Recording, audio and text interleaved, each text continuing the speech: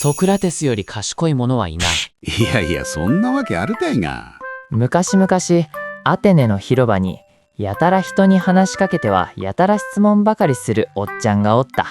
名はソクラテス。このおっちゃん、もともと、わしが一番賢いなんて一度も思ったことはなかった。ところがある日、弟子が神のお告げを聞いてきよった。ソクラテス様。ソクラテスより賢い者はいない。はと。いやいや、そんなわけあるたいが。そう思ったソクラテスは、それを確かめるために、政治家、詩人、職人、賢いと言われてる人のもとを次々と訪ねて問い始めた。するとどうや、みんなようしゃべる。自信満々。でも、自分が何を知らないかは誰も知らんかった。そこでソクラテスは気づく。なるほど。わしが賢いとしたら、自分が知らんってことを知ってるところだけやな。こうして今日もまたアテネの広場で人を捕まえては問いかけ続けているのであった。あんたさ、そんなんばっか言うてたら嫌われんで。うわ、びっくりしたな。もうこれは人人間か。いやー、人間にしては白すぎる。では神か。いや、神にしてはネギを持っている。ちょっと問うてもええか。君は自分が何であるかを知っとるんか。まあええわ。先に問われたのはわしやな。もう一度君の問いを聞かせてくれへんか。うざがられてるって分かってんのに、なんでそんなことばっか言うとんの？ああ、それはよう言われるな。でもな、わしは誰かを言いまかしたいわけでも、賢ぶりたいわけでもないんや。ただ、確かめたかっただけなんや。確かめる？何をや？賢いって一体何なんやろなってことや。神のお告げでお前が一番賢い言われてもな、わし自身がそれを信じられへんかった。せやから賢い言われてる人らに会いに行って話を聞いて一緒に考えてみただけや。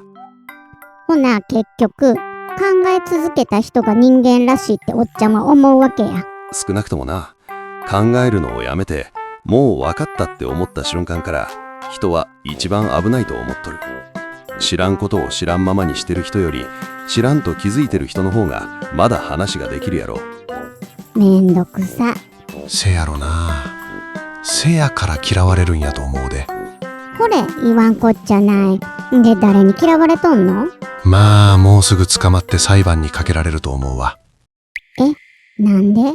正式にはな、若者を堕落させたとか神を信じていないとか言われてな。まあ要するに鬱陶しいってことや。何やってんのおっちゃん。もうやめや、そんな嫌われること。せやな。正直わしも思ったで。でもな、問いを投げるのをやめたらそれはもうわしやなくなる気がしてな。ほんで裁判ってマジで？そう、裁判するらしいわ。土下座とかせえへんの？せえへん。ソクラテスは若者を惑わし、アテネの神々を否定した。ほな聞かせてほしい。わしは若者を堕落させた言われとるが、誰が若者を良くするんや。それは法律や市民や裁判官や。なるほど。ほなな、この町ではほぼ全員が若者を良くして、わし一人だけが悪くするっちゅうことになる。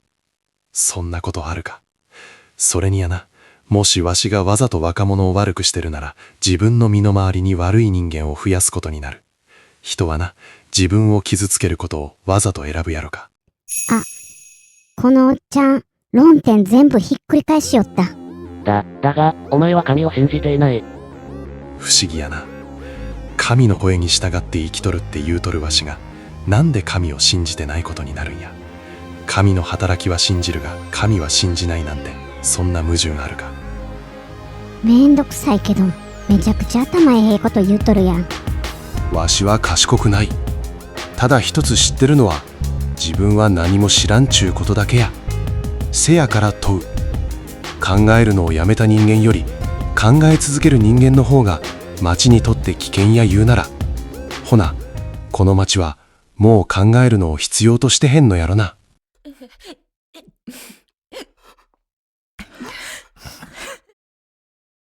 っちゃんさ、嫌われるの分かっててやってたんやな。せいや、すんません、もう黙ります言うて、命だけ助けてもらうこともできた。牢屋から逃げる話もあった。ほな、なんでせえへんの？それをしたらな、これまで自分が言うてきたことを全部嘘にすることになる。考えることが大事や。自分で確かめることが大事や。言うてきた人間が都合悪なった瞬間にそれを捨てたら、それこそ一番若者を混乱させるやろ。めんどくさ。せやから言うてるやろ。で、結局これからどうすんの？毒を飲む。は？ヘムロックっちゅう毒人参やわ。わしは逃げへん。謝らへん。考えるのをやめへん。ただ、それを選んだんや。なあ、それ正しいとかじゃなくて、ただの意地ちゃうん。かもしれんな。でもな、わしはこう思うんや。考えへんまま長生きするより、考え続けたまま死ぬ方がまだ納得できる。ほんまめんどくさいおっちゃんやな。せやろ。なあ、ほんまにこれで終わりでええの？なんもしなんでもええやん。あんた生きてたらさ、まだいっぱい問い投げられるやん。なぜ君はわしを止めるんや。え？君はな、さっきまでわしのことをめんどくさいおっちゃんって言うてた。それなのに今は止める。それはなぜや。それは、あんたが嘘ついてへんって分かったからちゃうかな。なるほど。ほなもう一つ聞かせてほしい。君が止めたいのはわしの死か、それともわしの生き方か。生き方やと思う。せやろな。君はこの生き方が消えるのが惜しいだけや。せやけどな、生き方は死んでも消えへん。問いは誰かが引き取る。君はもう引き取ってしもてるで。ずるいわ、そんな言い方。問いはな、答えよりも人を生かす。君がこれから誰かになんでって聞いたとき、その時、わしはまだ生きてる。ほんまに、最後まで質問ばっかりのおっちゃんや。おかえり。ソクラテスさんってどんな人だった？ただいま。